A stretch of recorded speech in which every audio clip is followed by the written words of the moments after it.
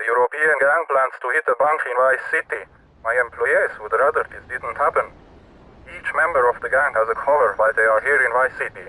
Some have menial jobs, others are on vacation. Each target and their likely whereabouts are taped under the phone.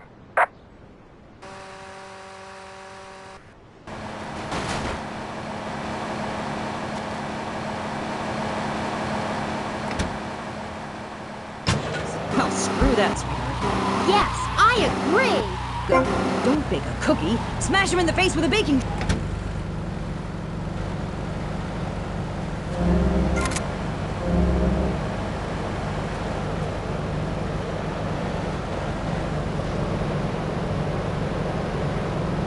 Ready needs change for a dog. I think you spelled it wrong. Are you a woman? 3 of the 5 letters that make up your description are M-A-N. You're too dependent on men, Amy. That's why I don't call myself a woman, Amy. Okay. I bet this rate...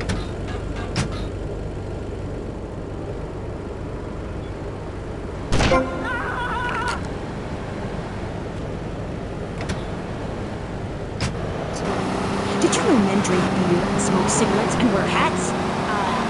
Yeah? Yeah, well, you must have read my book. I discovered a lot of things. I was also a policeman and an untrained brain surgeon, and they're all the same. All women haters. But just because men like sports and hats doesn't mean they hate women, does it? You self-hating fool! Of course it does! The media, falsely portrays feminists as bra burners, outdated, combat boot-wearing bad mothers. Why don't you take your top off right now, Amy, huh? Tell them you won't be censored anymore! No! I'm getting a little freaked out here. Let... This fall, a new hard-hitting police drama is coming to Friday night. He is a well-to-do cop transferred to a troubled precinct downtown. His new partner is a space trucker with a passion for justice. It's Yummy and the Alien. Look, you might vaporize dissidents in Alpha Centauri, but in this precinct, we do it better. I'm so terribly sorry. I'm sorry. Don't miss this one-of-a-kind police drama. They're fighting crime the hard way in designer clothes with a $250,000 sports car and a UFO. Partner, let's go cruise in the car and look needed. Tough downtown precinct. 2 outsiders doing things their way. Yummy and the Alien on BBC. Hi, I'm DJ Smith, tight end for the Vice City Mile.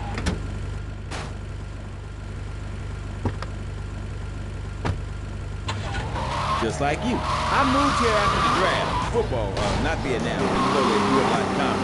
I noticed there was one thing missing from this great town, a celebrity-endorsed used car shop. That's why I founded BJ's Used Autos. Every one of these views is freshly painted. They look brand new. We have new models coming in every morning.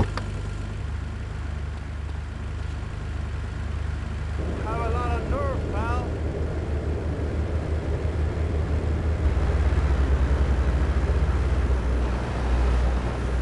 Damn, watch where you going.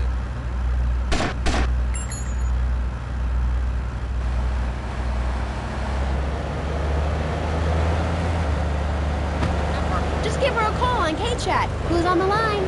Michaela, hi. Hey, sister. I'm wearing trousers. I haven't shaved or waxed in 9 months. I left my broken-hearted husband and baby behind. Now I'm living in a commune with a series of life parties, having quite simple, amazing experiences. I got my inspiration from a lecture you gave last year. Thank you so much. You taught me a lot. Yes, please. But ask yourself, what are you doing with it? It sounds to me like you're living a life. Your life is still very man-centric. You're still justifying yourself by the I am not, rather than the I am. I mean, really, you might as well make this bed and clean as litter tray, for God's sake. It's half-hearted fools like you who give feminism a bad name. But I used to attack my brother with a bread knife. You show pony, prom queen, cheerleader, skirt wearer. You see, Amy, that's what makes people so half-hearted, pick and mix, not prepared to carry out their duties.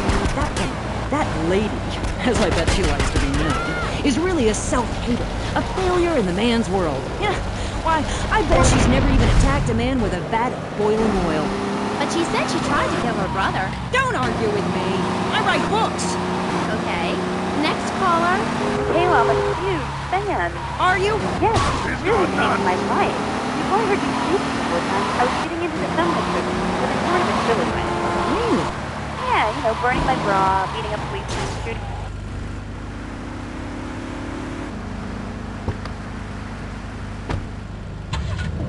Dreams, the magic of television, especially public television. Puppets can say what men cannot. Yes, but how will that stop people taking baseball bats and pounding the living crap out of each other, as I saw in a Mother's PTA group meeting recently? Baseball is our national sport, our national pastime, joining together as men in order to reward the act of running around.